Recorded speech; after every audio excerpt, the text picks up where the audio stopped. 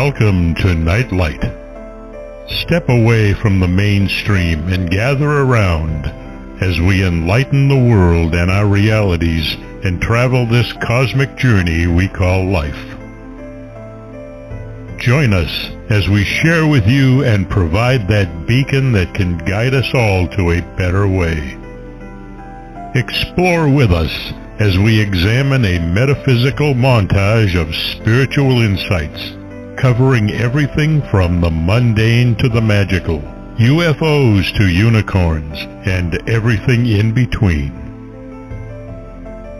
This is a time of awakening, of sharing and evolving, of spreading our wings and soaring on the cosmic breath of creation.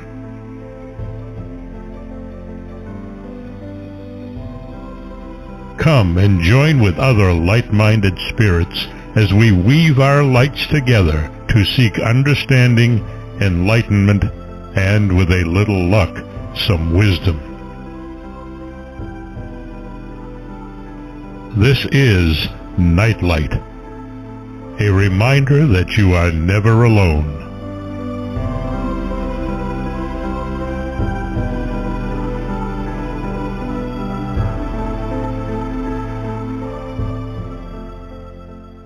Welcome to Nightlight, everybody, and thank you for Ken Quiet Hawk's amazing intro. Please check him out on the internet. He and his wife are native storytellers, and they have preserved history and mythology and cosmology of the Native Americans through their storytelling. And it's a fabulous way of preserving insights and wisdoms far beyond the printed word. And it's what we had before we did have the written word. So check them out. It's Ken Quiet Hawk, and it's Native Storytellers. Now, today, I am so excited. I have Mark Stavish back on the show again with me, and he is a font of amazing wisdom, knowledge, and insight that I am delighted to have on the show, because I can always dip in and get such great understanding of different aspects of life. You'll remember that we had a wonderful time with his book on egregores, and today we are going to go into his book on, it's called The Path of Freemasonry, The Craft as a Spiritual Practice. And it's an amazing book. Anybody who's ever been curious about Freemasonry, this is the one to read. He details the spiritual lessons and rituals of Freemasonry as a step-by-step path of spiritual development and self-improvement for both Masons and non-Masons, men, and get this, women alike. He explores the history and meaning of Freemasonry and its symbols, from its origins in the Temple of Solomon to the medieval craft guilds of the Renaissance, and explains how the craft promotes personal growth through the symbolic building of self and an inner temple of wisdom in much the same way that Masonry's rituals symbolize the building of Solomon's temple in accordance with the mystical architectural and instructions of Hiram. That would be Hiram Abiff. Drawing on the esoteric doctrines, including the Qabala, alchemy, sacred geometry, John Dee's angelic magic, and the secrets of the Gothic cathedral builders, each chapter addresses an area of the Masonic experience, paralleling them with experiences each of us finds in our own lives. He provides simple practices to help internalize and personalize the lessons presented, including dreamwork, journaling, meditation, prayer, and understanding the sacred architecture. He also examines the crafting and use of the spiritual and symbolic symbols of Freemasonry, such as the trestle or tracing board and the chamber of reflection, one of my favorites. Providing the tools to make the craft and initiate experience of self-improvement, he shows that ultimately the Masonic experience is the human quest for self-realization and self-expression, so that we each may find our place in the Temple of Wisdom. He is a respected authority on Western spiritual traditions, the founder and director of the Institute for Hermetic Studies and the Louis Claude de St. Martin Fund. He has appeared on radio shows, television, and in major print media, including Coast to Coast AM, the History Channel, BBC, and the New York Times. and he's also the author of the blog Vox Hermes, and also, a minor thing in his spare time. He has written 36 books in 9 different languages. He wrote them in English, I assume, and they've been translated. But there are 26 books out there, at least, and probably more. Welcome to the show, Mark. Well, thank you. Thank you very much for the invitation. It's great to be here. Well, you always have been an amazing. I tell people that the radio show is really my PhD program, and that I have the luxury of being able to decide what I want to learn about, and then find one of the best people in the field to teach me, and then get 2 hours of tutoring free of charge from the masters. So, nobody else has a school like this, and I'm loving every minute of it. And certainly you have been, really important in my study, learning about egregores, and your book on egregores has been something that I have been delighted with and gone back and read several times.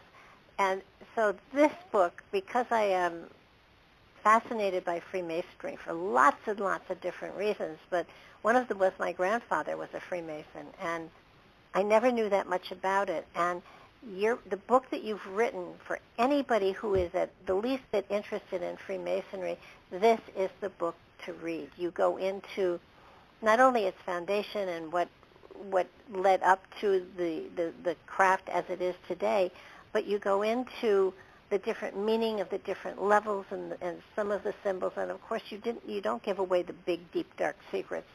But I can't imagine what's left to be a big. Well, that's why it's a secret, I guess.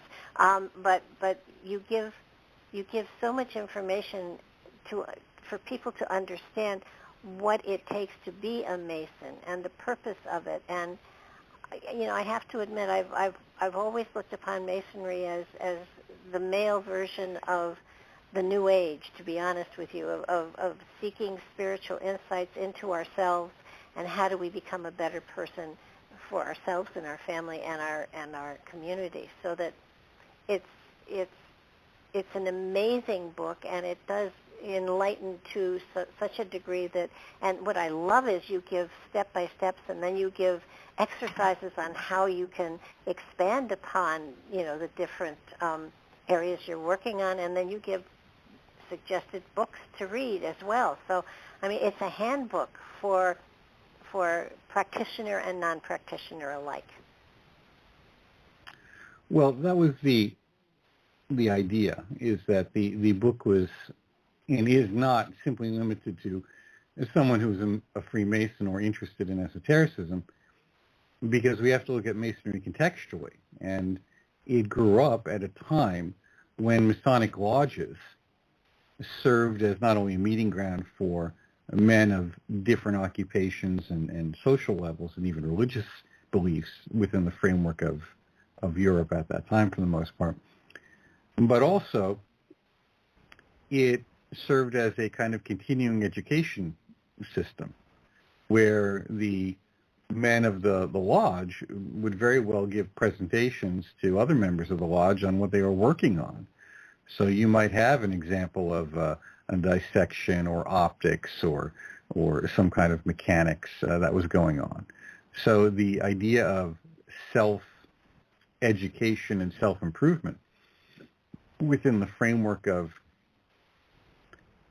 what Masonry advocates is the 7 liberal arts and sciences. And for your listeners who aren't familiar with that, that's the 3 areas and 4 areas that any educated person should be familiar with.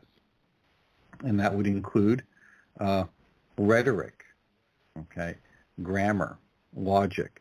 And we see these terms as being, oh, geez, logic, what do I study that for? Well, it's very simple. If you're listening to anything in the media or you're watching or reading anything on social media, you have to learn to recognize what are known as logical fallacies. Where is there an error in the logic? Where does it break down so that you can, I don't think this is quite true, So an example would be how generalization is often used, or over-personalization or appeals to authority. Now, these are logical fallacies, and if we recognize them, if we know them, we can say, I'm not going to fall for that trap, okay? And it can also be in just when someone's trying to sell you something you don't need, don't want, and can't afford.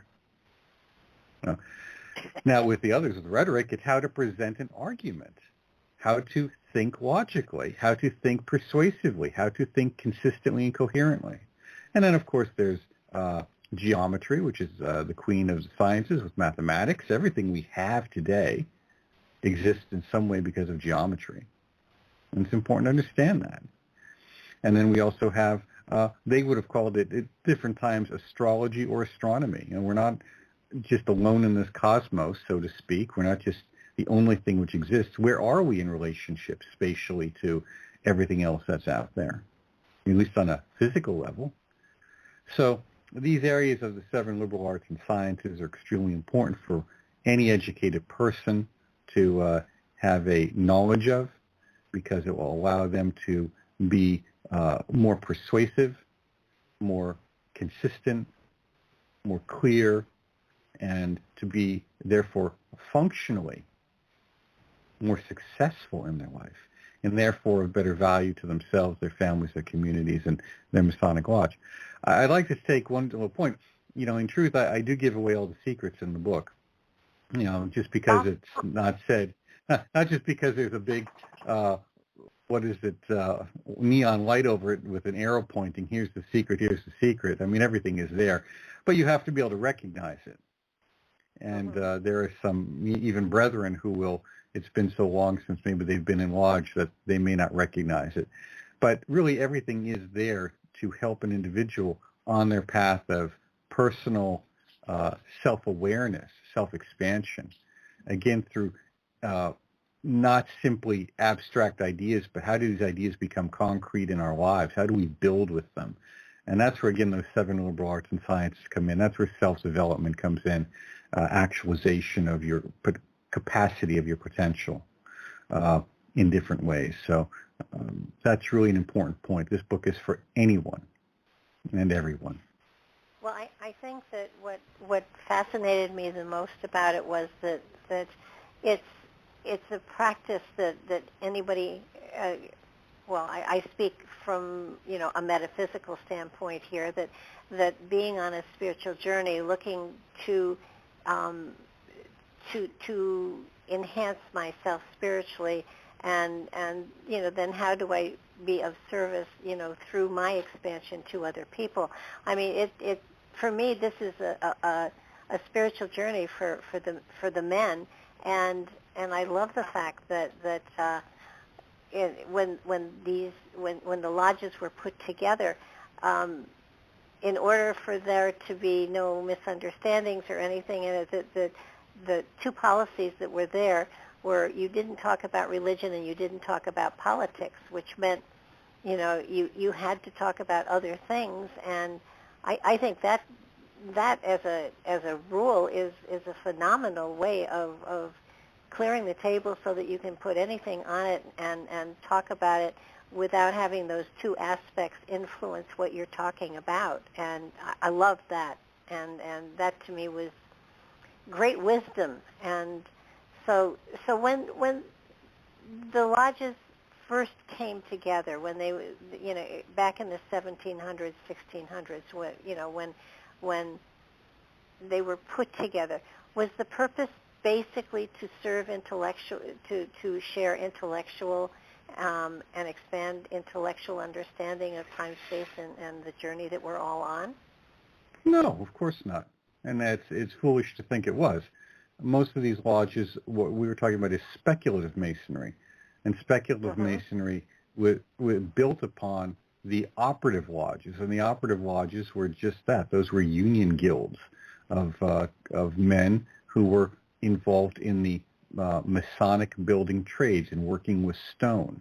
And for a variety of reasons, these guilds opened themselves up to non-members for different reasons. We're not always clear on what they were. However, with that came an interest in the Masonic secret, which is probably knowledge of a fairly advanced knowledge of mathematics. Probably geometry was the big thing. And with that being said, the symbolic aspect or speculative aspect began to take over. So that in that case, you see this transformation of the many of the operative guilds, and of course they didn't go away because Masonry as a profession still continues to this day. But we see a transformation of some of these entities into the more speculative Masonic lodges that we think of as today. And with that said, there came the ability for travel, signs of recognition. I mean, these men traveled across Europe for work, so they are a means of getting information of what was going on in other places. It's very difficult for us to really understand the world of the even early 20th century for many people, let alone the early 17th century or 18th century. And in that case, simply just try and put yourself in the framework of, you know, post 9/11, which many people don't even remember. Okay? I mean, when all the flights were gone and there was no air traffic. Or in my instance here, about 10 years ago when we had flood alerts because areas around us were flooding, there was no traffic. So there's silence because there's no traffic. The roads are closed. Many people aren't familiar with that state. They're so inundated with sensory stimuli. And with that comes the misunderstanding that the people of the previous eras were just like us. You know, so any errors or perceived mistakes on our part that they may have made were, of course, intentional. No, weren't. They weren't. We work with what we have. So the admonition not to discuss religion and politics had a particular meaning at that time that exceeds what it does today in many levels, because to discuss politics would be to discuss the crown, and this would be treason. Okay. In this case, well, again, it's contextual, right? So to discuss religion might be to discuss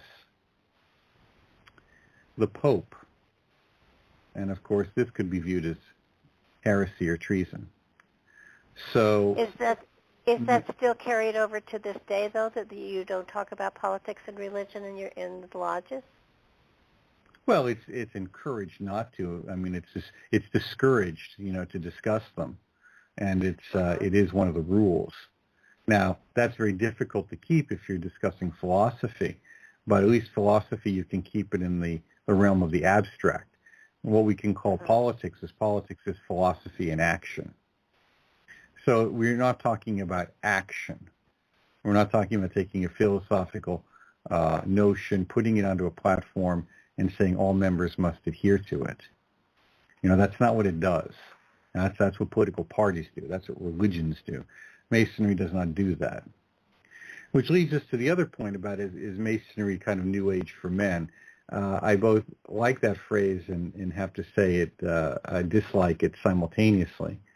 I like it because, in truth, if you look at the early 20th century, there was a magazine, I believe it was Masonic, known as the New Age. And it was a Masonic publication.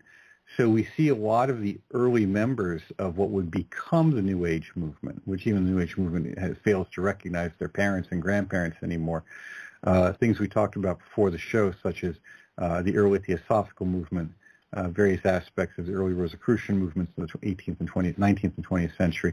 Many of these were deeply Masonic influenced. They weren't Masonic entities, but many of the men involved were Masons. And we see growing out of it co-Masonry, or a female Masonry, a Masonry that allows both women to join, and of course Droit Humain, which was if I remember correctly, that's the women's only, although I may have that be an error there. So you have a female Masonic movement, and then you have Masonry. No, it's called Masonry, yeah, women's movement. And then you have some lodges which allow both men and women to join. And the reasons for that have to do with the nature and the makeup of the ritual primarily, for what most people think otherwise. Well, that's the one thing. When Freemasonry started to come together as Freemasonry in the 17th century, I love the fact that and we spoke about this earlier, that women were not allowed, except that there were exceptions when women snuck in and saw the rituals, and the only way to keep them quiet was to initiate them into the full Masonry so that they didn't talk about what they saw. I realize there weren't a lot of women that got in that way, but I think it's pretty damn clever. But the purpose of not having women in the lodge was to take away the distraction. What was the point? I mean, because women have brains too. No, it's because in the ritual there's the baring of the breast. Ah. It's that simple. Yeah, I could see it. Oh, well, that could be contentious. Yeah. Okay. Yeah, it's that simple. That would make sense. Okay. I understand. So you have women who would overhear, eavesdrop on the rituals, and of course, once made cannot be unmade, which is kind of the saying, which is why we say guard ye well the western gate. Be careful who you let in, and that applies to any organization. And of course, one would ask, how did this happen? How were they allowed to overhear the ritual? And it's very simple. Sometimes these lodges were held in public places, such as in Boston. During the period of the Boston Tea Party, they were in the second floor of a tavern. The meeting room above the tavern is where they were held. Or they were held in private dwellings. Now, if you go to Massachusetts, there is a wonderful village up there, and it's a recreation. All the buildings are authentic, and it is a recreation of various, I believe, 17th and 18th century villages, buildings. Okay, in one organic, what would say, ideal village, and it's a great tourist spot. And if you go into the main house, which would be the governor's house, and you go to the second floor, there's the ballroom. The ballroom, and I have pictures of it, I've posted somewhere, is beautiful because it's completely decked out in Masonic symbolism. So I've been there, and is that Greenfield Village that we're talking about? No, it's not Greenfield, but we'll find it and give the name to the listeners. But it's just a beautiful place. So, of course, this is a private house. It'd be very easy for the lady of the house to eavesdrop if she wanted to. No, I've been there. I've visited this house, so I know exactly what you're talking about. Yeah, and that would have been very common. Okay, I think that it's for me, Freemasonry has always been a mystery, and certainly my grandfather being a part of it. We heard rumors about when he passed away, how there was a ceremony done over his coffin. There is a lot of ritualistic ceremony connected to it, which I find fascinating. And that's a public ritual, by the way. Masonic funeral service is a public ritual. Oh yeah, no, everybody saw it. But it was there's a sense of camaraderie that I think is phenomenal among Masons, and I think this is it's sort of like a fraternity, but not really. But it is a fraternity. It is a fraternity. We call it the brotherhood. Okay. And I think this is an important point, that Masonry has three components to it. It is a fraternity, so it has the fraternal aspect, which is what most people see. And for the most part, most brethren adhere to pretty much their beginning and end of their Masonic journey, which is perfectly fine. Then there is the aspect of charity. There's a charitable aspect. Masonic charities, if I remember correctly, give between $1 to $2 million a day. It depends on the year and the state of the economy. But there's a tremendous Masonic charitable aspect out there. The children's hospitals that they run free of charge. And in fact, I need to bring this up. the shrine hospitals, the children's hospitals were sued several years back for not charging. Insurance companies insisted that they charge. And this was a contentious issue. They said, that's not what we do. We don't charge people for the surgeries, for the work. They even pick people up and drop them off and take care of housing. So Masonic charitable contributions are massive and extensive, but you don't hear about them because they do things quietly. That is the nature of someone on the journey. They do it quietly. So you have Masonic, and of course, let me just say the response was that if anyone does need work for their child that is 17 or under the age of 18, that is, they will get a bill, but they will not be collected. Ah. And that's because the insurance companies force the issuance of an effort to collect. And I cannot state often enough what a terrible and a wretched thing that was. The greed and avarice on the part of the what passes for medical care needs to be understood in the light of Masonic charities. So that being said, you have then the philosophical aspect, which is what many people think of when they think of Freemasonry, but in fact is probably the least active aspect of contemporary Masonry, Anglo-Saxon Masonry. There has been a strong revival in the philosophical aspect in the last 20 years, in particular among young men joining. Da Vinci Code did a tremendous amount for us in terms of promotion. Of course, they dropped the ball for the longest time and weren't able to act on it because the older members were too stuck in their ways. But we do see a tremendous amount of interest now, and we see traditional observance lodges. And these are lodges that exist and are acted upon in a manner that is similar to what you would have seen, 100, 150 years ago, 200 years ago, where men present papers or lectures to the lodge. Then you also have what are called philosophical lodges, where that is not required, but do focus on philosophical content.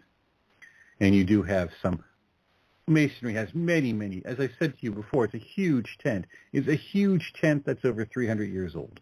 So it has many aspects of functioning, many areas for people to participate in. And because one participates in one area does not necessarily mean they participate in another. So you have one group of men who it's known as College of Rites, and they meet twice a year in whatever their locale is, because of course they have colleges all over, and they'll recreate these ancient rites from the 18th century, and they'll open the lodge and they'll close it on the night, and that's it. So you get to see a peek into the past through them. And then you have a tremendous amount of men who do research. Scottish Rite Northern Jurisdiction and Scottish Rite Southern Jurisdiction by Arthur de Hoyes, who wrote the introduction of my book. They have spectacular scholars. And in Pennsylvania, we have the Masonic Academy of Knowledge and its scholar program for all members, which is just wonderful. And it's for members who are outside of the jurisdiction, too. So, men from New Jersey and New York, Connecticut often come to the meetings. So we get to meet many, many men. And they're free of charge. So any young man out there who, particularly in Pennsylvania, who would like to participate in these things, there's tremendous opportunity for meeting other people who are trying to improve their lives in different ways. Now, does that make them all, Yodas? Not by any stretch. But it's a good organization that is often misunderstood, much by its own fault, by the way, and is a big tent. So anyone who wants to can find something to do there. And as far as women, I just say, look, just join Co-Masonry or Droit Humane or one of these other, or, I didn't say it, Memphis Mizraim, one of these things. Just go join it. There is a branch of Masonry that was designed for, it's a co-body, meaning it's a dependent body, designed for women in 1776 it was Eastern Star. So that was mostly for wives and daughters to give them something to do to keep them occupied. But, if you're in, I got to tell you, if you're in the right body, I've been to some of the functions locally. I even joined because a friend of mine kept twisting my arm to do it, and I said, sure, I'll join just to do it for you. They had great social activities. No, really did. I mean, fantastic social activity. So Masonry is community-based, so it's going to represent the men in your community. You may have to travel. You may have to go to Zoom sessions. But one of the advantages of Masonry is that even though we may not agree with one another, that is the members, and everyone may not like one another at times, because you never know why people join. Sometimes they're a bit dishonest, like locally, they just want to get to the golf course rather than to be part of the lodge. What you find is that, generally speaking, and this is probably one of the things people are afraid of or don't understand about it, it's easier for me to talk to someone who is a Freemason than someone who isn't. We immediately have certain things that we understand, and those things have to do with certain core values and character. And in that regard, we are talking. In that regard, we're kind of talking about, hinting at what you said is a spiritual path.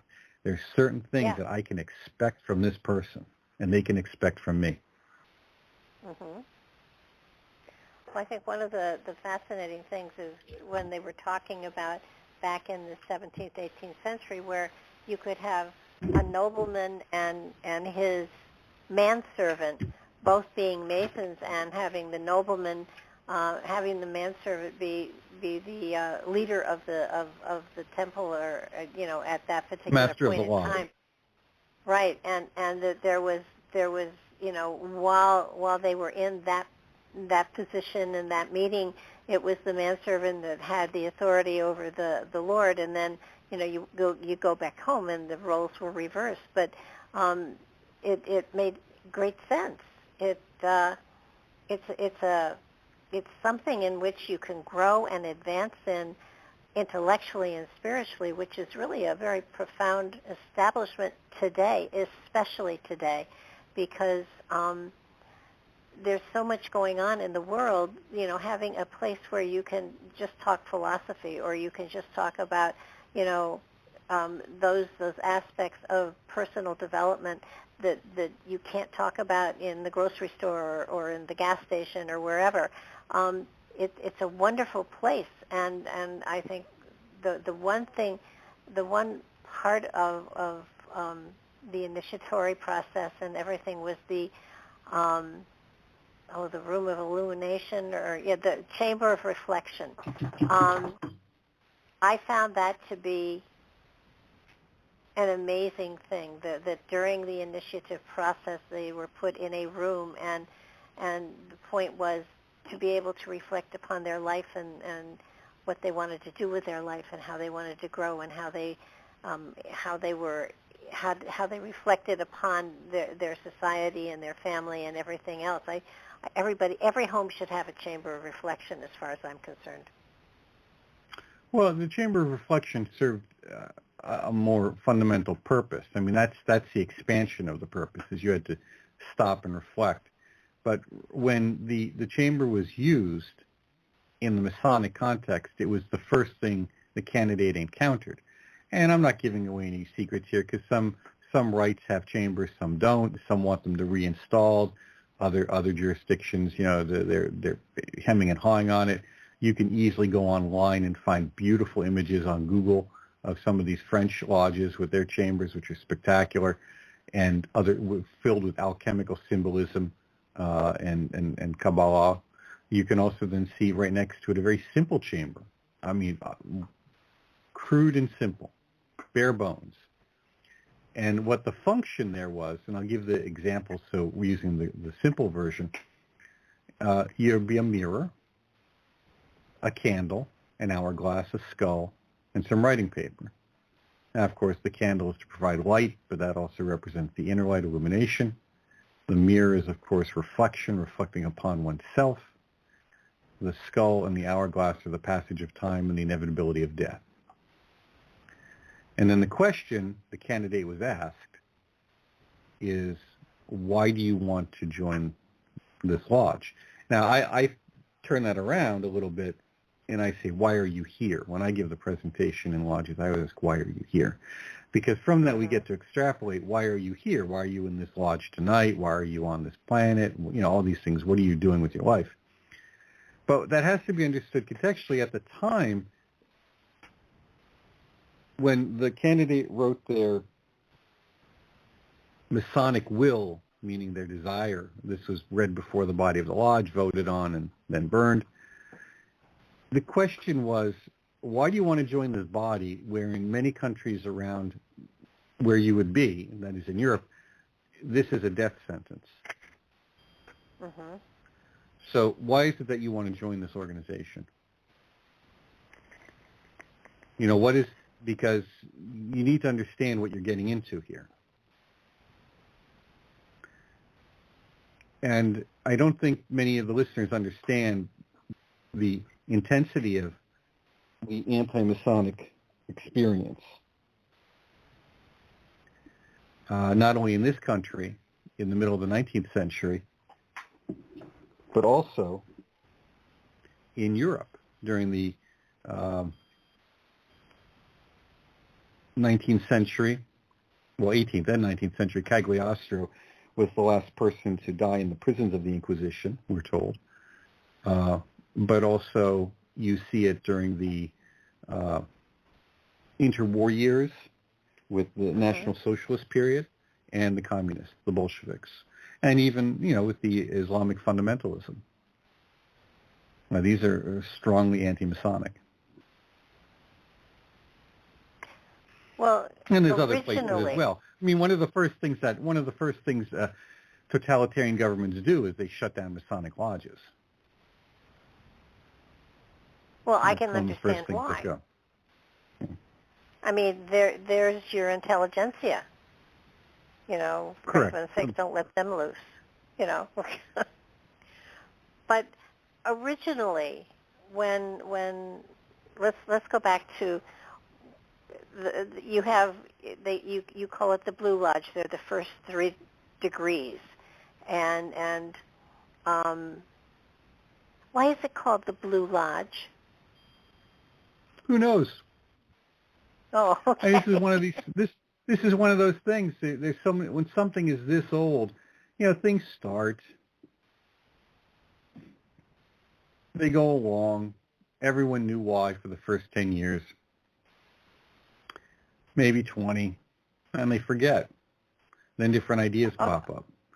My theory is that the reason it's blue is because blue is the color of spaciousness and open skies and philosophical broadness. We also see the color blue or aspects of blue represented philosophically in the period as having a particular representation to divinity, which of course the sky does as well. So that's my premise, is that it has to do with that openness and broadness. Particularly, remember, originally we're looking at a Mediterranean climate or environment for this arising out of. And of course, we know blue skies. Even on a November day, we can remember what they look like. Yes. But, you know, so again, some of the symbols and ideas are contextual. Okay, so originally there were 3 different levels. And then when did they start to expand and grow into the York and the Scottish rites? What happened? Fundamentally, you had 2 degrees, and then at some point, very quickly on, a 3rd was added, and those were, you know, the intermediate degree was added. So you have entered apprentice, a fellow craft, and master mason.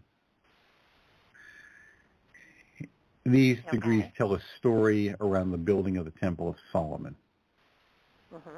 And that story is loosely based on what is in the Bible as well as folklore.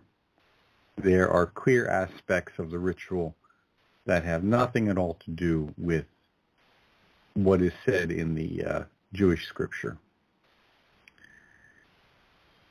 And from that, there's nothing outrageous. It's just, if you've read, scripture, it's not there. Vulcan is not mentioned in the Old Testament. Okay, so Yeah. that kind, and I think I joke about that in the book. So Masonry develops its own mythologies, its own stories, its own narratives to explain what's happening. Okay. I often say that, one of the rites which uses the Tower of Babel is probably a more accurate model than the Temple of Solomon, but that's just, my reasoning. So you have, after these degrees are established, and of course every Master Mason is equal. And that is really the highest degree, by the way.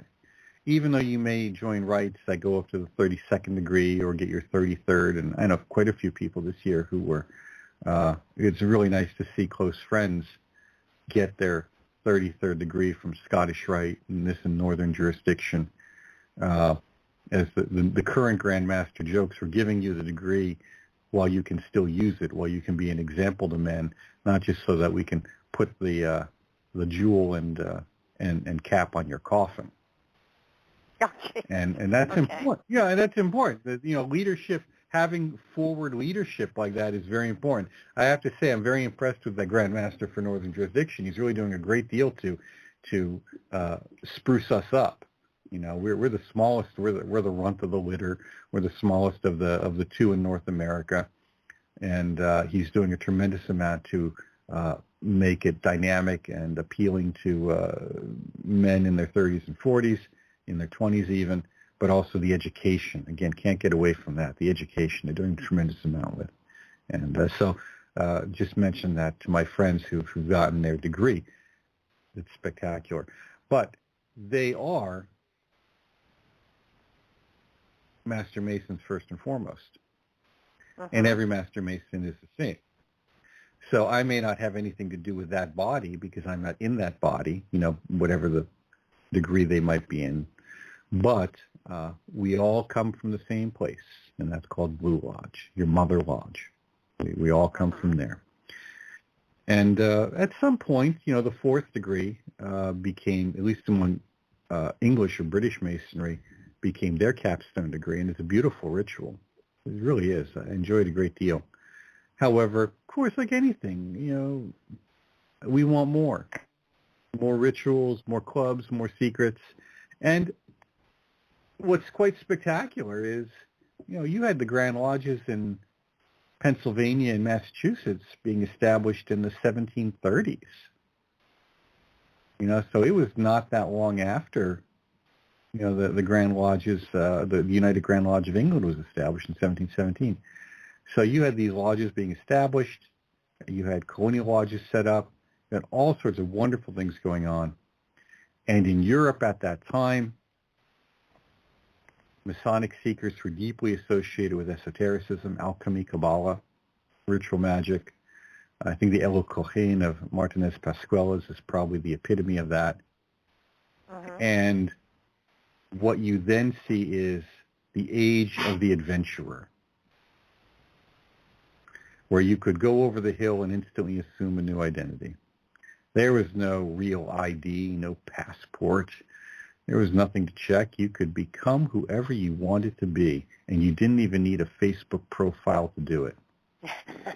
Yes. So you had people creating these rites and degrees just whole cloth because there was a market for it.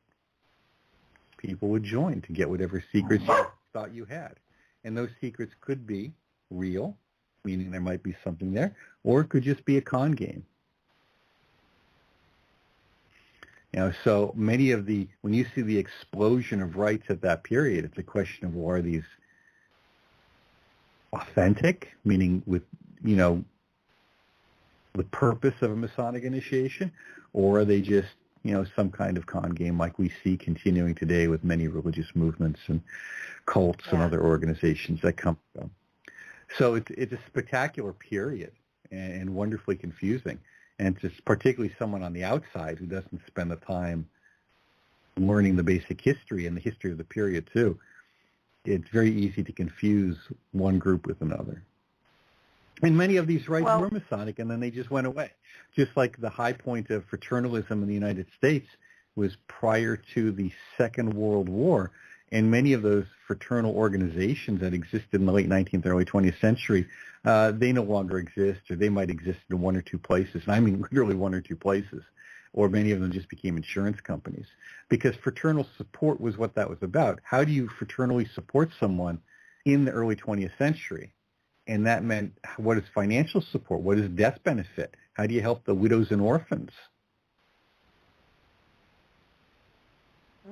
And that's where a lot of the charitable activity comes from. So basically, a lot of the fringe stuff has some of it been absorbed into the totality of Freemasonry, and you know, very much so. I would. It looked to me as I you know, in reading through the book, I had no idea all of these other fringe organizations, you know, were out there. I mean, even, you know, you went into Aleister Crowley and you know, John Dee and all of these guys. I mean, aspects of all of it, you know, have been what was of value, have been absorbed into Freemasonry, which makes it stronger and I would think a more vital and a more interesting organization to be a part of, because especially with these other the other levels that you go to after the Blue Lodge, I mean, there is a certain amount of, it isn't just you pay your money and you get the degree. You know, there is work, there is research, there is material that you have to absorb to a certain degree and that enhances you. And in it's not some lodges, that material. in some, no. Yeah. I think it's an important point. In some lodges, yes. In some orders, yes. In degrees, yes. In others, no. And what we've done is we've increasingly made that optional for members. And whether that's a strength or a weakness, each lodge needs to decide on their own. But there is a tremendous amount of educational and informative material that exists for members who want to avail themselves of it. I want to make that very clear so that members listening may say, well, you know, my lodge is pretty boring. You know, that's why I stopped going. I said, well, then, you know, send me an email and we'll get you set up. You'll have more and set up with communications with other men in your jurisdiction or nearby. As far as Dee was never a Freemason. It wouldn't have been at that time, but he existed in the framework of which we see Masonry growing out of, that viewpoint of the importance of personal education. And of course, his library became the basis of one of the first libraries in England. Now, the part of Crowley was a member of a Masonic body. It's a question as to whether it was regular or not. That's for historians to figure out. I don't really care. And I would not say that his ideas were absorbed into Masonry. I would not say that. I would say that what he did is he took the Masonic framework, as did many others, so he's no exception there, and utilized it as part of the orders and organizations which he is principally associated with. And that would have been the OTO and the AA. But you see within those groups, particularly stemming out of the Hermetic Order of the Golden Dawn, in the late 19th century, 1888 and onward, you see its founding members were Freemasons. Well, all of them, that in the late 1700s, early 1800s, that seems to have been almost golden age here for Freemasonry, because I mean, look at, you know, signers of the Declaration of Independence. You know, great many of them were Freemasons. So, yes, no? Yes. In terms of golden age, it's you know, I think there's several golden ages of the Masonic experience. I think the mid 18th century would be, because you had all these rites that were coming into full bloom, particularly in Europe, I'm referring to, where you have these different esoteric rites, not so much in the U.S. Or the colonies, not so much there. Then you have the the period of the occult revival in Europe, the French occult revival, which we also then had the British occult revival, which gives us the Golden Dawn. The French occult revival gave us Martinism, the Martinist order, various Martinist orders that would then stem off that, and French Rosicrucianism, French Rosicrucian groups, and then groups that would stem off that or claim authority, like Amorc claims its authority. That is the ancient mystic order Rosicrucius in California. San Jose claims its legitimacy from the French occult period. And I think one or two others do as well, but they're the big one. And they have a certain framework that's visibly, I don't want to say Masonic, but there's a lot of overall, you see a lot of the structural symbolism of it there in many of these groups. And that's because of where they came out of. Well, I think one thing, in order to join, you have to acknowledge the fact that you believe in a supreme architect, so to speak, a God. There has to be a belief in a spiritual source. I mean, God, is it? There has to be some sort of acknowledgement for a higher power. You have to believe in a supreme being. And within Masonry, that's often referred to as the grand architect of the universe. Mm-hmm. How the supreme being is defined is very questionable because it's open to personal interpretation, and this needs to be stressed. There is at least one Masonic body, the Grand Orient of France, which is fundamentally atheistic. However, and it is not always recognized. There's this whole thing of what constitutes a regular Masonic body and recognition, and we can go into that if you care to, but you must believe in a supreme being. How you understand that is really up to you. So, when you look historically, that often had a Judeo-Christian aspect to it. But then it has a certain deist aspect to it. Many of the founding fathers were deists. They weren't, strict Abrahamics. And then, of course, you look at someone like Swami Vivekananda, who is a Freemason, and I think Scottish Rite, 32nd degree. I'm not certain, but I have to check on that. Clearly he's not. He's his view of deity is within the concept of mostly the Vedic tradition. Uh-huh. Yeah, and he's one of the. So how you understand that is going to be very different from person to person. There's no Masonic book of teachings. There's nothing that tells you this is what Masons believe.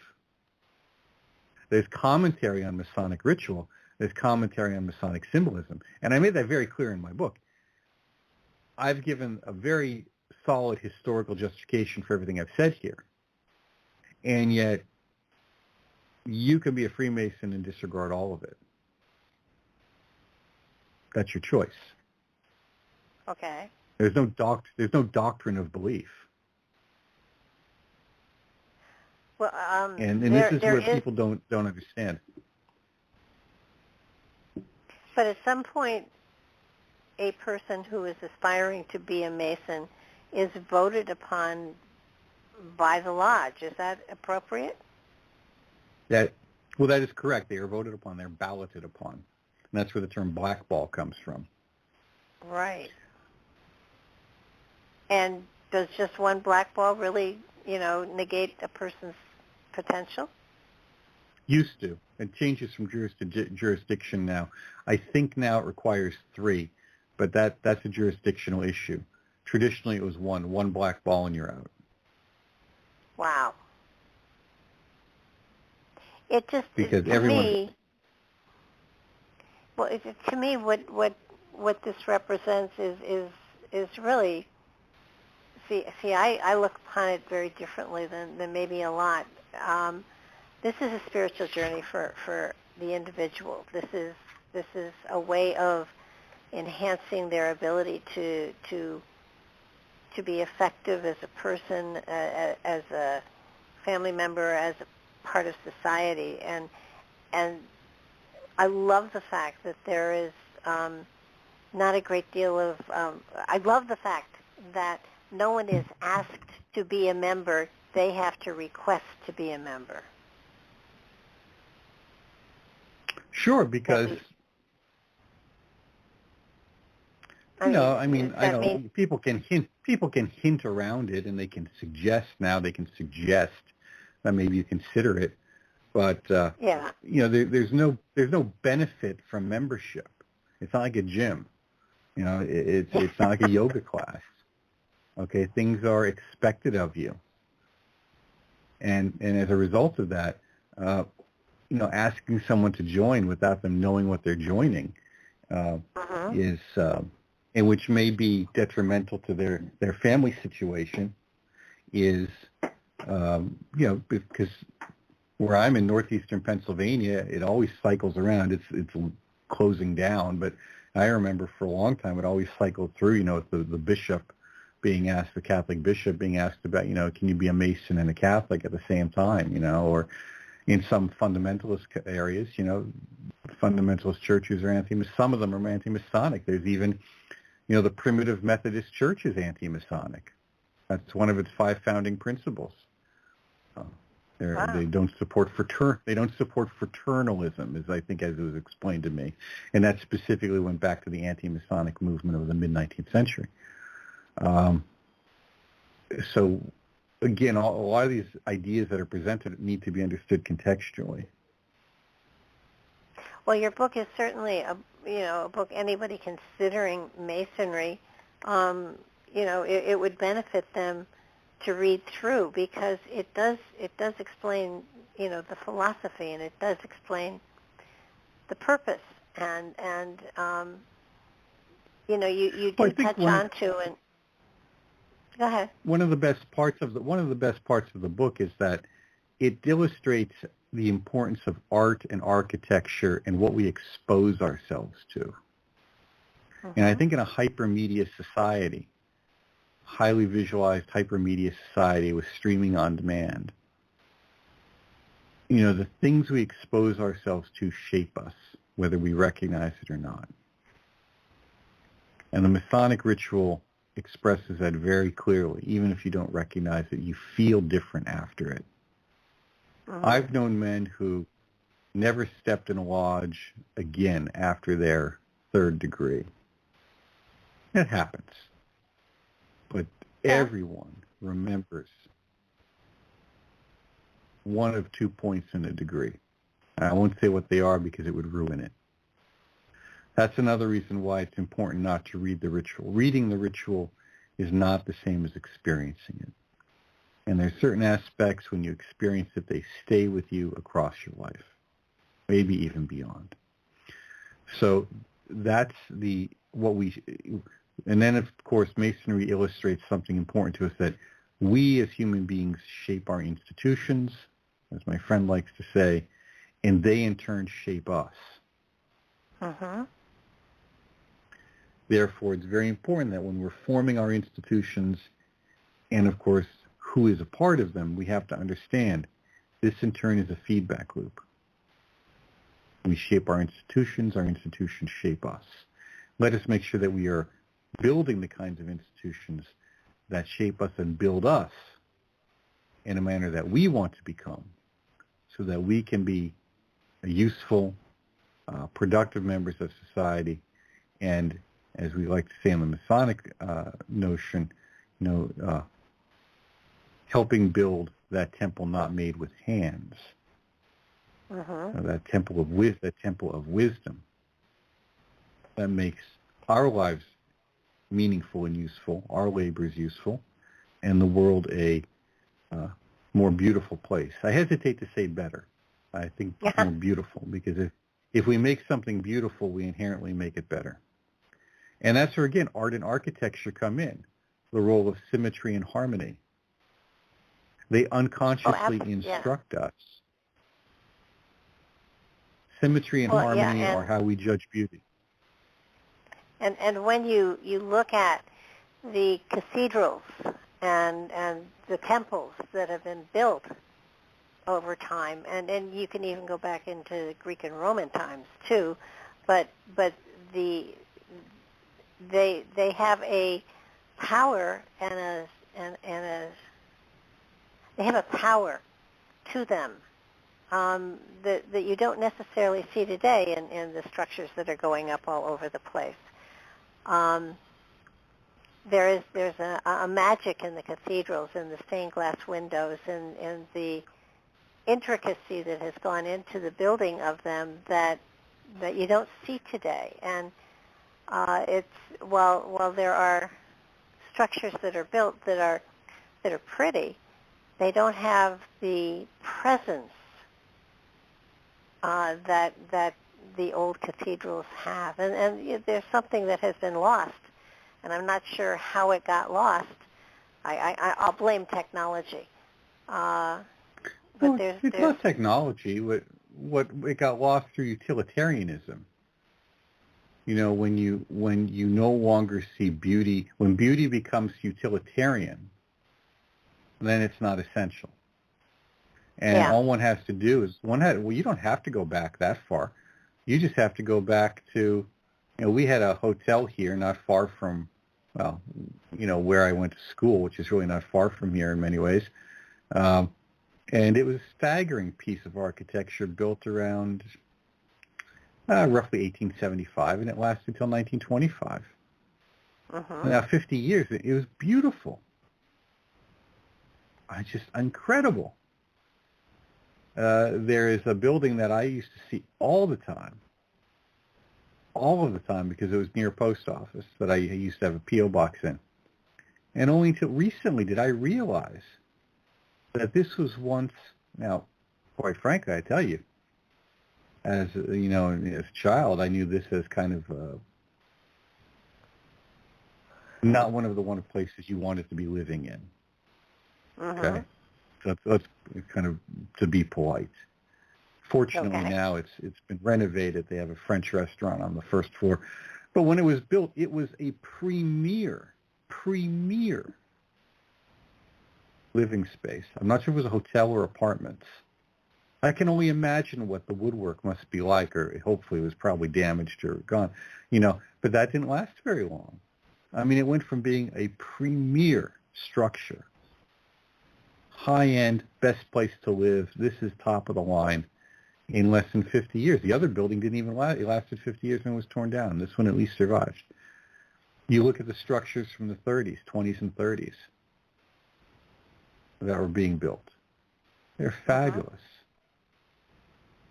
Fabulous stonework. But that's the point. That was part of the necessity of the work. When we move into the post-war period, we move into, for a variety of reasons, functionalism, a high degree of functionalism, practicality. Practicality is a very difficult word because Americans love to be practical. But in doing so, we can also become disconnected from many aspects of life that are important. And practicality kills beauty. That needs to be understood. Beauty requires a certain amount of extra. It doesn't mean that something can't be beautiful and streamlined. We see that often. However, it's not the only way. When you see things that are beautiful, you often see that there's a richness or a fullness to them. There's an elaboration. Okay, it's the scroll work, it's the extra stone work, it's the way things are done. Why? They don't serve a functional purpose. They serve a purpose of statement about beauty and longevity and meaning. We are here to stay. I was looking at a bank building maybe about a month ago, and on it had different Greek deities. That was the statement.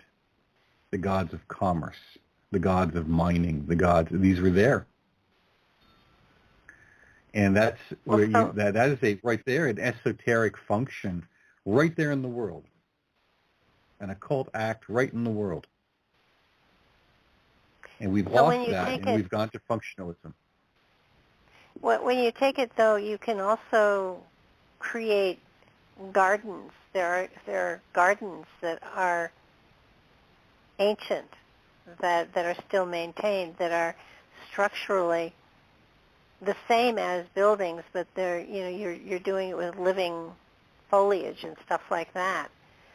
So that I'm seeing your analogy, and then I'm saying, okay, so how do we take it into our lives and build the beauty in our lives, where bunches of us aren't architects, but yet there are ways of creating beauty within our lives that hopefully will last beyond our lifetimes. And I think a lot of people... Ways. Yeah? There's two ways. First and foremost, your own dwelling space. Make your own space beautiful. Keep it clean and orderly as best you can, neat as best you can, and make it beautiful. And that's going to be up to you how you do it. You can read some books on Feng Shui, the art of placement, and in Chinese practices. You can read the books on the Indian art of placement, which is culturally and philosophically closer to the Greek and therefore the European practices. You can read that. And you can get involved in your community to revive architectural beauty and hold to architectural codes and standards. Because if we're just going to create a bunch of disposable boxes, that's not going to last. That's all you're going to have. Yeah, no. What you have is you have a disposable society, which means you have a disposable culture. This is really important. If you want to build something for your grandchildren, you need to build something that's going to last. And building is partly structural in terms of stone, but it's also in terms of the character traits, the values that support that, the values of short-term sacrifice, if you will. We'll sacrifice the short term for the long term. Whereas what we see now is sacrificing the long term for the short term. But that goes back to what I said earlier about an entertainment culture. We have a culture, if everything is going to be on demand, then you're not going to have a period of sacrifice. You're not going to have the character strength to make something lasting beyond the immediate moment, which, by the way, is spiritual death. If you want to take it to its ultimate conclusion, is ultimately spiritual death. Yeah. In a very real sense. I know. Quite a while ago, I was bemoaning the fact that today's society, with today's society, if we had 1,000 years in which nothing happened, there would be nothing left, and yet you have the great pyramids, you have temples that have sustained themselves through time. They are a testament to the culture that created them, and we don't have. If you wiped everything out, the only thing I can think of on this planet that would remain would maybe be Mount Rushmore. Maybe. Other than that, none of the structures that you see today would last. Well, you have a lot of them that would. I mean, things like the Empire State Building aren't going away. I mean, that's poured concrete and metal. That's going to be here. But your point is correct. If you outside of things like the Hoover Dam, which would stop functioning in about, I think it's like a week or so, maybe 2 weeks. The subway systems without their pumps would fill up in about 24 to 48 hours. Yeah. So when you look at those things, there would be aspects of them, but they wouldn't be functional. You would have the great structures. The great structures being, of course, something like the Empire State Building, poured concrete. But you would not have, and steel and all that goes with it, and buildings like that. But most of the homes would cease to exist in 100 years or less. They'd just be overgrown and fall apart, and that's it. I mean, there'd be remains of them. The plastic and things and synthetics would remain to decompose, but in 1,000 years, most of that would be gone. So, when we look at why are you here, each of your listeners, it's incumbent upon them to say, what is the life I am building for myself? And why am I building that life for myself? And when you look at the great families, whether you like them or not, people love to ramble on about the elites. Well, the reality is the elites have a plan. If you want to talk about elites or the elite or whatever it is. The reason they are that is because they have a plan, and it's a multi-generational plan. Most people don't have a plan for their life. They don't have a plan for their afterlife.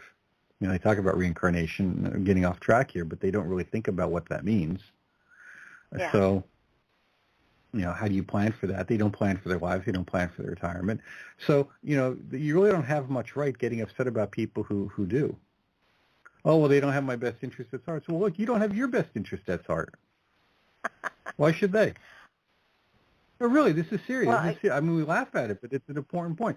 If you're not going to take care of yourself, who made it their responsibility to take care of you? It says right there on the side of the cigarette pack, this will kill you, and yet people do it.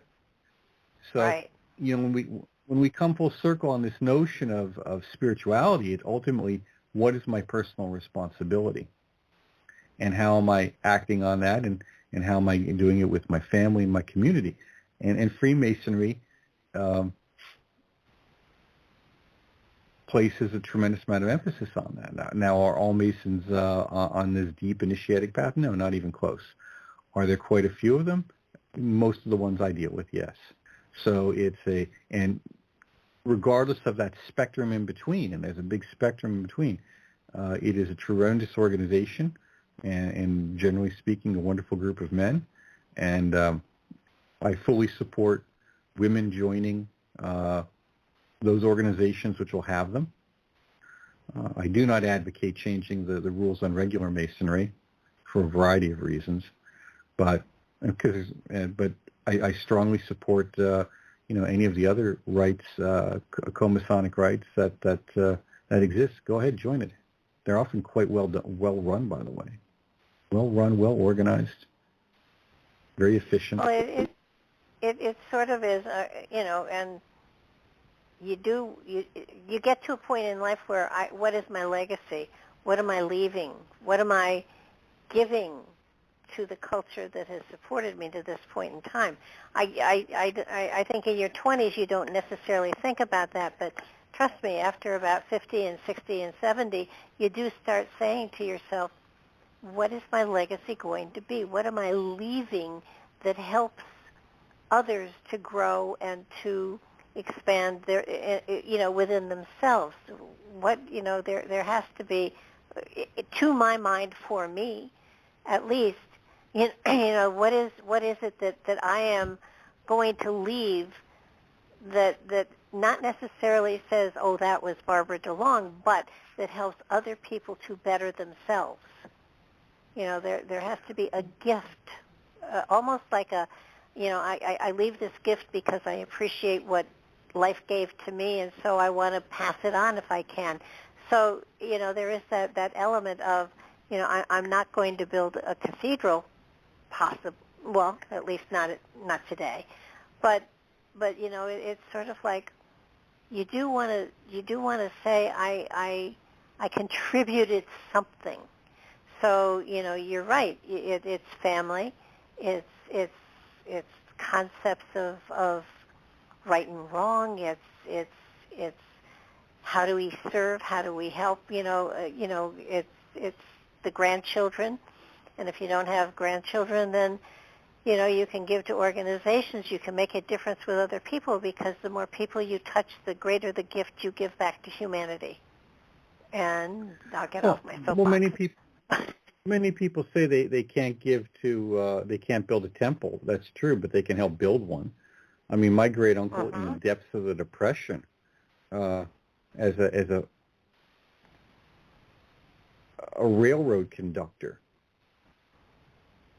donated money to the building of several temples for orders he was a member of, principally Amwork.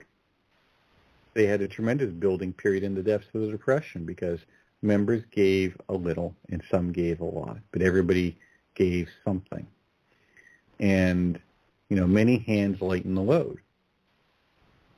And that's why we refer to that as the greatest generation, because many hands lighten the load, and they understood, whether we agree with it completely or not, duty and obligation and sacrifice. So people can step up and make a difference if they choose to. And Masonry gives them a vehicle to do that, as do many other organizations. And that Masonic legacy of many hands lightening the load, as I said earlier, can be seen in the tremendous amount of charitable activity by the Masonic hospitals that are in existence. Oh, absolutely. That is a tremendous impact. Now, is it the only one? No, there are many others as well. But that is one that stands out strongly and clearly, and I cannot state it often enough. So if people want to make a difference, they have to want to. They can, but they have to really want to. And, when you're in your 20s, if you're not thinking about your legacy, which most don't, you're not thinking. Well, that's true. Well, and that's where most don't, because most aren't thinking. And we have to really understand that, again, why do people get to be an elite of anything, the best in their field? Because they want to.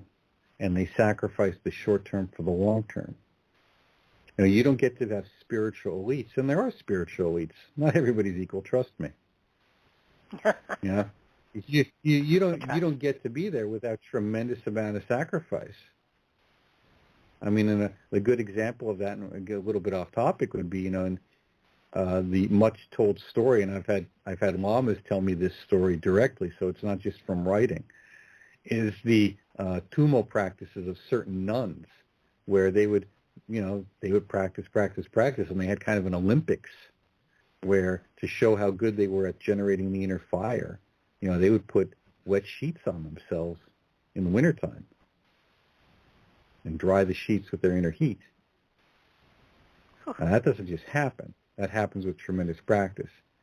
I think there may be some videos of that reoccurring or being recreated, not imitated, not by drama, but actually being done, attempted on YouTube, but not with the nuns. I haven't come across those, but these are told to me. So you don't get that way. You don't get to be an alchemist with a philosopher's stone. It's called the great work, not the big easy.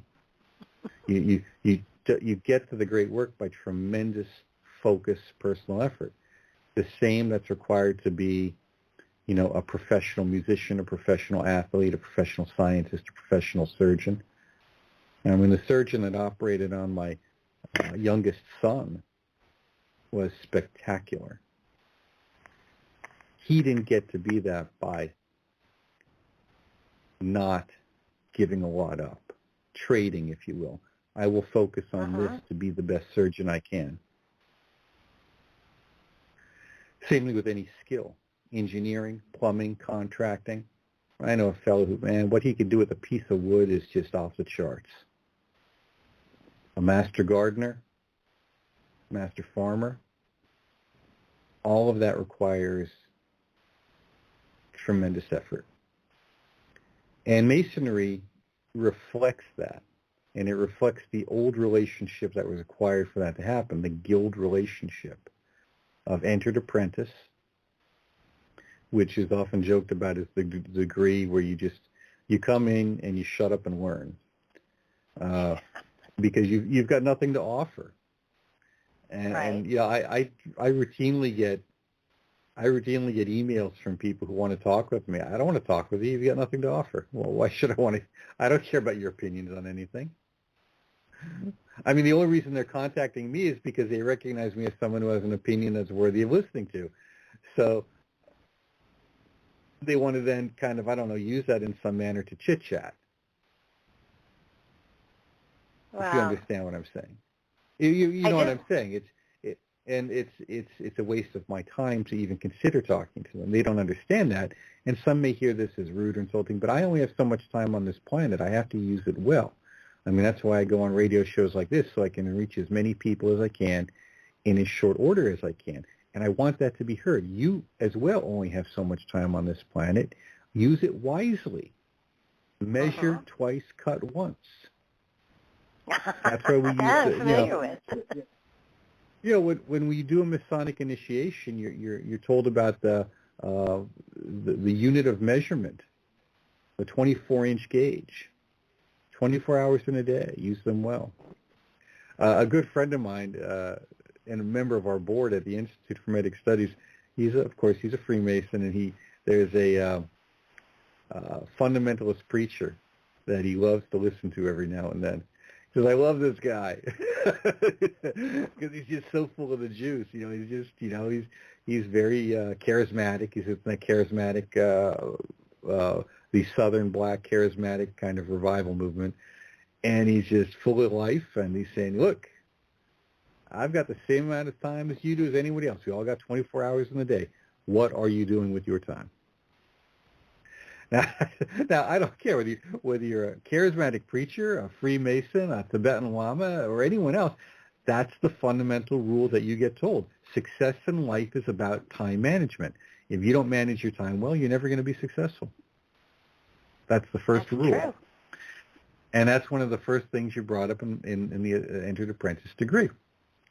Then as a fellow craft, where we get into the liberal arts and sciences, there you have to learn how to educate yourself, and that fundamentally means training your mind. How do you train your mind? If you're going to spend time, as I've told my sons many times, look, you can do whatever you want with your time. You're at that point where you've got to make decisions. But if you're going to spend 4 hours playing a video game, that's fine. Just make sure that you understand that was not 4 hours working on something else or learning something new that makes you more valuable in your employment, or 4 hours contemplating the nature of your being so you can better understand yourself. Mm-hmm. It's not about right or wrong or good or bad. It's about the trade-off. What are you doing? It's karma, cause and result. If this, then that. Oh, yeah. And, then we move into the notion of the Master Mason, which is where we talk about the Sanctum Sanctorum, the Holy of Holies, the hidden light, where you often see illustrations of a light coming out from behind a curtain that's barely open, and then the name of God, the Tetragrammaton written on it, Yod-Heh-Vav-Heh. And, then we talk about the inner nature, the inner revelation of ourselves. How do we make ourselves, because people say I want to do stuff, but you have to be practical. You have to be of value. What do you offer? What do you bring to the table of life?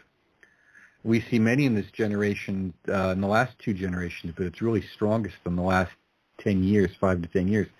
And, folks who are in the hiring process, folks in education who I deal a great deal with, have seen it move just beyond the liberal arts now increasingly into some of the sciences and the important technology areas, where you have many people who, in their 20s, they just expect to get big money for doing not much. I know. You have to decide where money fits into your life plan. Okay, you have to figure all this out. I'm not saying, right or wrong here, or that you should aspire to be wealthy unless you truly want to be. My point is that unrealistic expectations in terms of value, what do you bring, what are you worth, have been really expanded upon and enhanced. And that creates a false sense of self. And that creates a false sense of the relationship. And then with that, a lack of understanding of what is really needed and what you need to do to make yourself valuable to others. And you don't get an award for showing up in life. It doesn't work that way. It never has. It never will. And it doesn't mean I don't value as a human being, but I can't value more than you value yourself. I mean, I worked with drug addicts and alcoholics for the longest time, and some I could help, some I couldn't. But because I can only value you to the degree you value yourself, I can only work with what you bring to the table. Exactly. And why am I going to spend I say a lot of times to people, stop talking and start doing. You know, it's kind of like, don't tell me what you're going to do, just start doing it. And right. That's a very important point, because people waste their energy talking. They literally waste their energy talking. They waste it. They exhaust themselves, and then they don't have any juice for the final work. Yeah. And this is all very part of being silent. Be silent and learn. You know, listen. I tell my kids, you can't learn if you're talking. You can only learn when you're listening. It's true. It's true. Yeah, no, it's and I, you know, in my 70s, it's a more exciting time than it was in my 20s, because a lot of the things that I have learned and put into play are now showing me, you know, this was a good idea. Keep going, you know, and it's but this stop talking, start doing comes up often, at least for me within my life, and it's kind of like, don't tell everybody what you plan on doing. Do it, you know. Stop talking well, this about is it. where we know people by their actions. And again, that's a Masonic structure, because what are you building? That is, what are you doing? What's the plan? Uh-huh. We call it the trestle board. What's the plan? The plan for your life, the plan for your actions, the plan for the lodge if you're organizationally dealing with something. And then how do you execute that plan? And this is all very practical, you would argue. Yes, it's practical. Well, what do you say about I said, well, yes, we have to be practical in things, but we don't trade beauty all the time for practicality. We work beauty into the practicality. How are we going to build that onto the plan? You know, and beauty is often the icing on the cake. Now, I mean, that's really the way to look at it. Beauty is the icing on the cake. You know, I have a bakery but first you have to bake the cake. That's right. First you have to bake the cake. And I have a bakery here that is spectacular. They are just wonderful. And, I mean, it's like $4 or $5 cupcakes, because they're just so, everything is a work of art. And this goes into when we talk about quality. Masonry has to help you understand quality of things when we talk about beauty. Quality, too. I was with a friend of mine, and we were saying how, you know, it's more than I'd like to spend on a dessert. But how much more? $1 more? $2 more?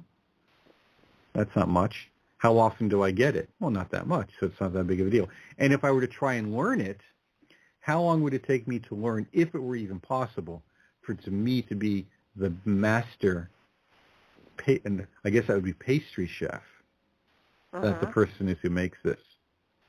It would take me years if it even came to fruition. So pay the $2 extra and enjoy it, is the lesson here. Go focus on quality. Focus on quality, not quantity. What is the quality? I think also appreciating what others have created, and you know, not being jealous, but just appreciating the fact that someone has mastered something and has put something out there that is that phenomenal, and to be able to share in it. I mean, your appreciation, I'm sure, helps to let them know, aside from the fact that you paid the money, but your appreciation, you know, is probably even worth more than the money. Well, it's the money that keeps the lights on, but it's the appreciation that keeps the spirit moving, to keep the lights on. Oh, so yeah. they go hand in hand in that wonderful way. As I say to people, telling me thank you is fine, but you know, it's the check that keeps the operation moving. So, you know, write the check. You know, these free interviews aren't free, you know. This is true. I would be remiss if I didn't, you know, before we get too close to being done, I want to bring in the connection, if any, or the similarity between the Freemasons and the Templars, because that's something that a lot of people look at and often wonder about. Are they a growth out of each other, or are they different entities altogether, or what? Well, you have a problem there, because the Templars existed before Freemasonry. However, the Templars were suppressed. And in that suppression, the order fractured. Some aspects of it were absorbed into, I think it was the Knights of Christ in Portugal. I'd have to check what I wrote about that. And of course, orders of the same names often come and go across centuries. Remember, we're talking centuries here. So aspects of the Templars, it appears, ended up in Scotland or elsewhere. Now, not all of them, just aspects of it. And that probably played a role in some Masonic bodies. But that, we're talking, because I have to check, we're talking centuries between the suppression and what we'd see later on. So isn't there though? Is it in the Scottish Rite that there is a level of you have Templar? It's in Scottish and York. Scottish Rite and York Rite both have Templar aspects. Okay, and they have Templar degrees. So somewhere along the line, someone decided that the Knights Templar were going to be the model or the exemplar of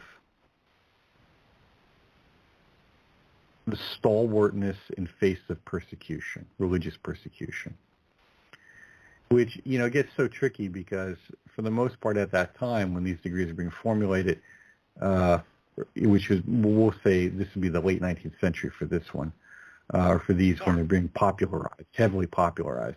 Most of the members are Protestant. The Templars would have been Roman Catholic. And, it gets, this is where we get into mythology and symbolism versus history, where it gets very messy. So the Templar notion of holding on to, also the Templar secret, the Templar treasure, becomes a story within some of the degrees. What is that the Templars were seeking? What was the true treasure of Solomon? What did they find when they were searching? Many, many things grow around it. Many ideas have come up around it.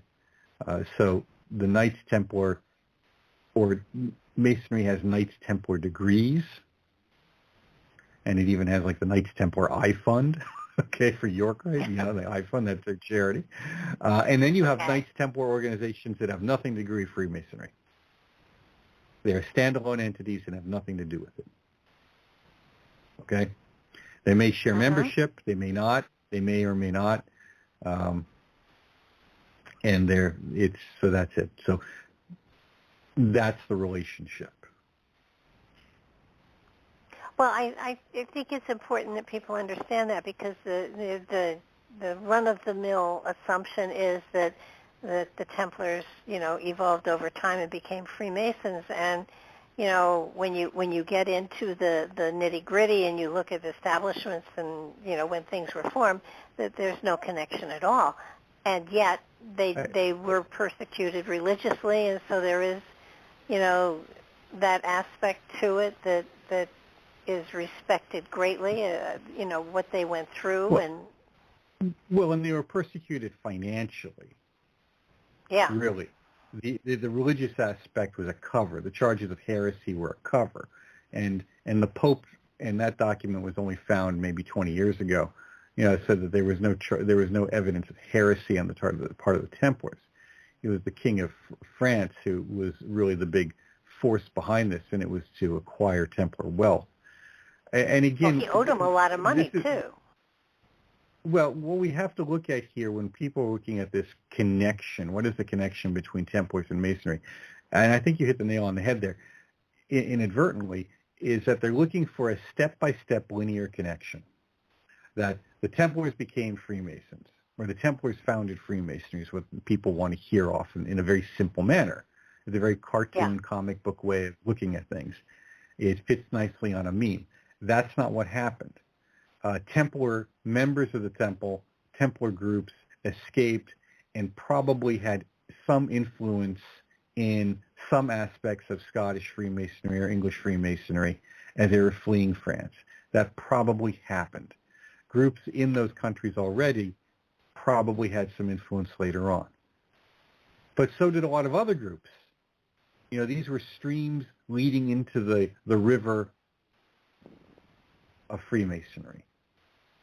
I think that's what really impressed me so much was that there were so many different organizations throughout time that were the precursors or created a level or an aspect that enhanced what became Freemasonry. So that's the part that really, I don't know why, but my concept was, well, a group of people got together and formed this, but no, it was there have always been these kinds of organizations, and this became a solid group, but as you said, under a great big tent, and a lot of pieces came into that tent and were assimilated to create what there is today.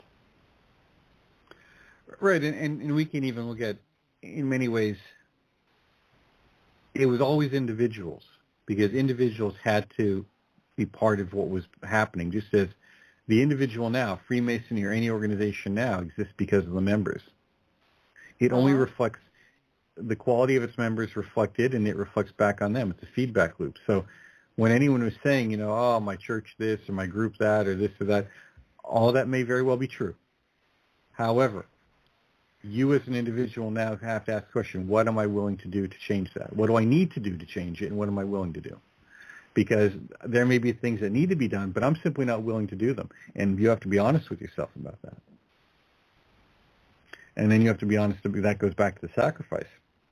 What are my values? What are my efforts? What am I willing to do? And, that's part of the labor. What is this labor? What is this temple we're building of our lives? What is this stone, this cubic stone we're making of ourselves? Where do we make ourselves valuable so that we can fit into, I don't like to say a bigger plan, but we'll say a larger edifice, a larger structure that is beautiful and functional for the generations that will come. Because if you believe in reincarnation, as I'm sure many of your listeners do, oh yeah, you don't get off scot-free. You don't get to ignore repairs on the building and then come back to a new one. You don't get to burn the building down and then get a new one. You need to get that in your head. What are you building for your grandchildren? Because that's what you're building for yourself. Uh-huh. So if you're not building anything for your grandchildren, don't be surprised when you're not too happy with what you get next time around. Yeah, this is true. This is very true. It's very true, and it needs to be really understood. Because too many people talk about reincarnation as if it's a free trip.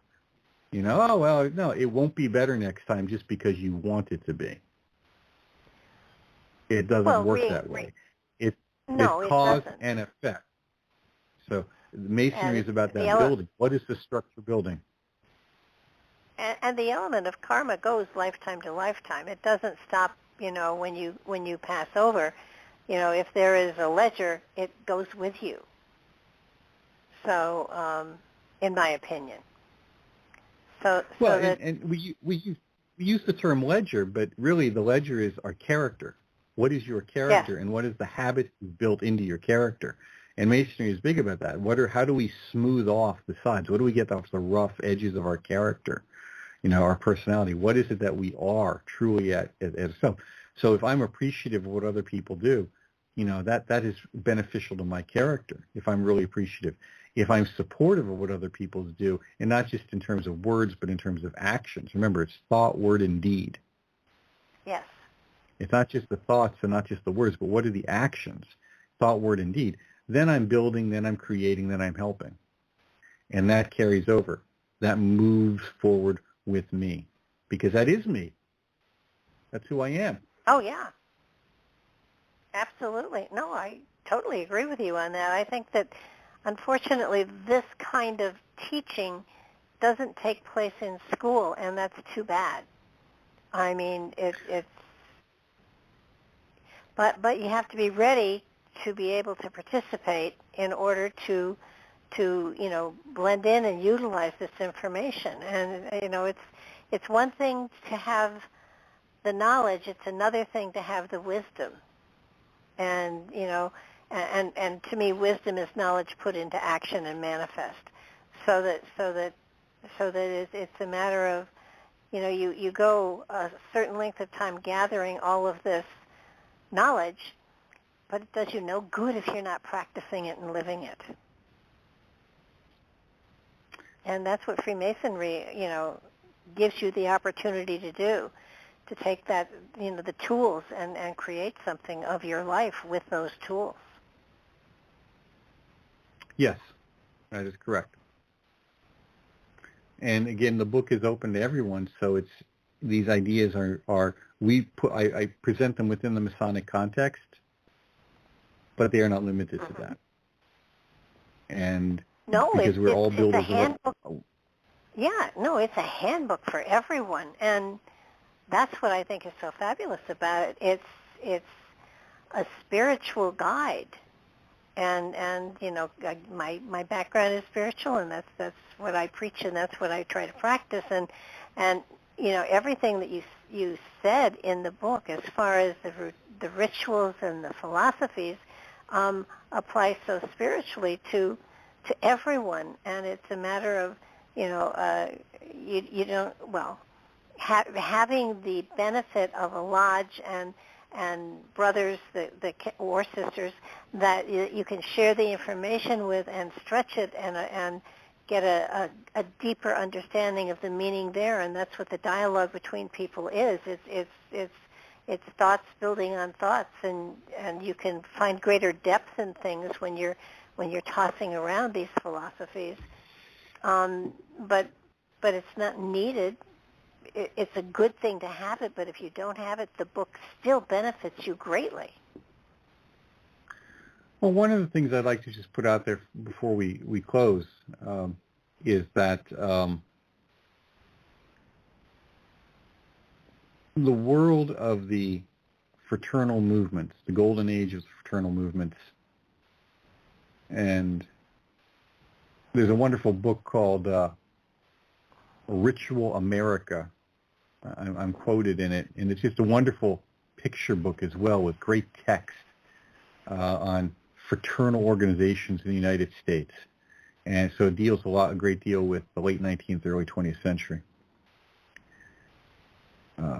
That was a time of limited movement.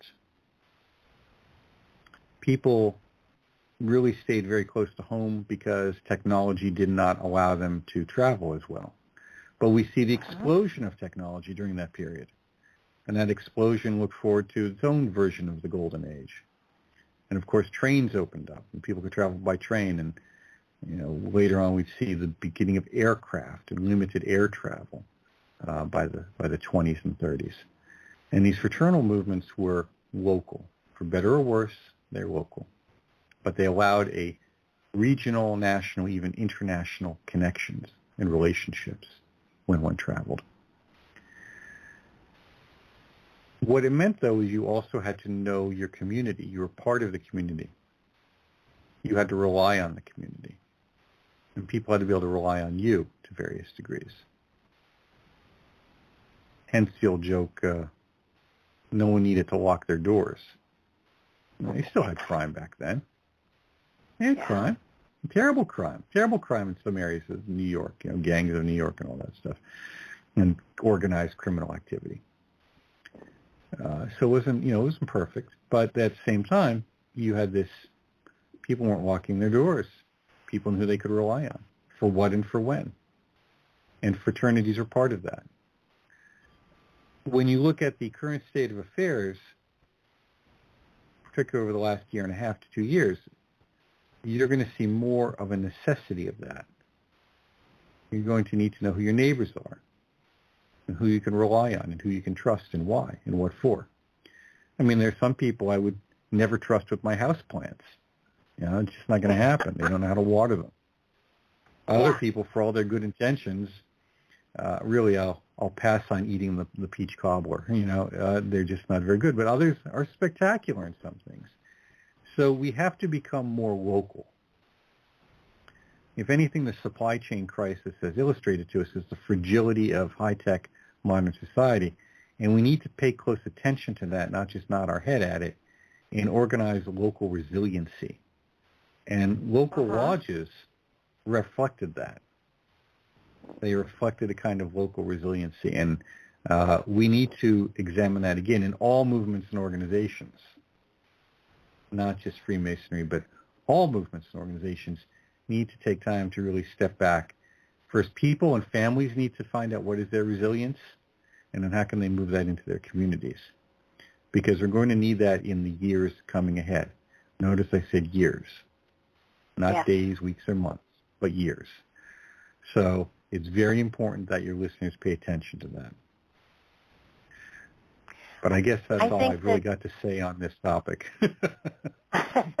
Well, I totally agree with you, and I think that the isolation that we have experienced over the last year or so has given us opportunities to start to look at our society and our neighborhoods and our neighbors far more so than we might have in the past. And I have found that people are becoming more a part of their neighborhood and their small groups than ever before because of the isolation. And in a way, it's reminding us to go back to an earlier time when there was greater strength in those kind of associations. And I think it's a benefit to it. It's a shame it happened the way it did, but it is a benefit to it.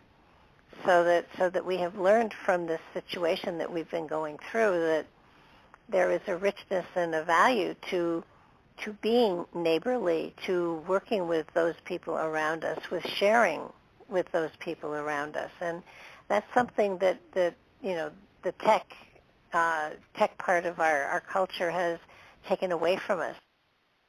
It's very important that we are getting more and more.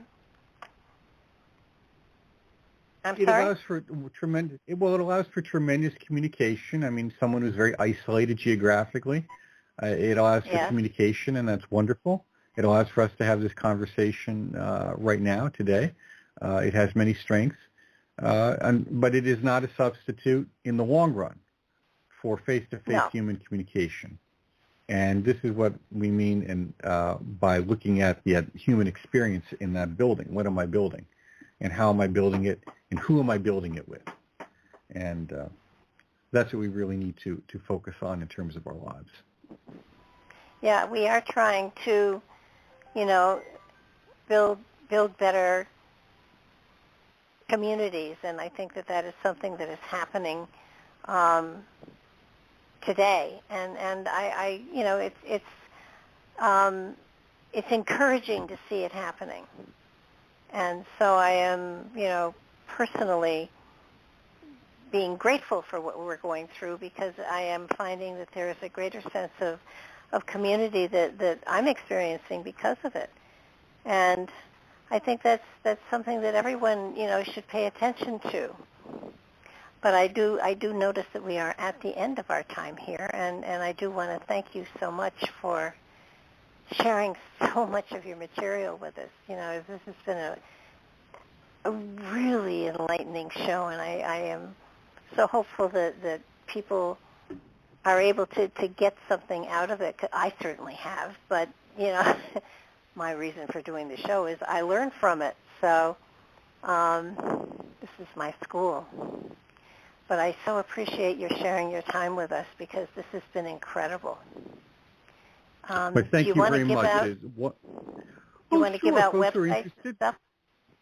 Yes, folks who are interested can easily contact me. Just Google Mark Stavish. You'll get a lot of sites and hits of articles and publications. But the best thing to do is go to the Hermetic Institute, or the .com. The Institute for Hermetic Studies, Institute for Hermetic Studies, and it's at hermeticinstitute.com or .org, and both of them will get you there.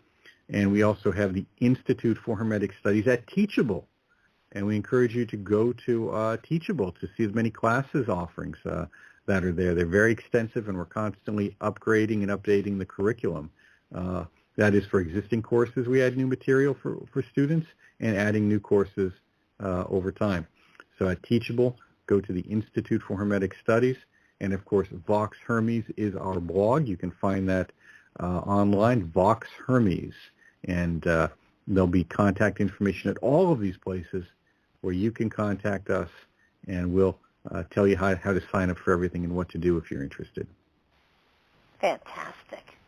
And again, the book is just, it's The Path of Freemasonry, the craft as a spiritual practice, and it's a fabulous book. I totally recommend it, and this is going to be another one of those gifts that I give people, because it does help those who are wanting to go into Freemasonry and those who are on the spiritual pathway just outside of that. So it's a great book to read, and I'm so grateful that you did the show so I had the opportunity to read the book.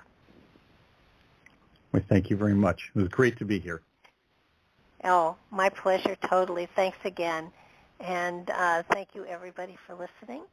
This will be up on YouTube. Please, if you visit us there and you enjoy what you see and experience, please subscribe to it. That's how we know you're listening. Bye-bye, everybody.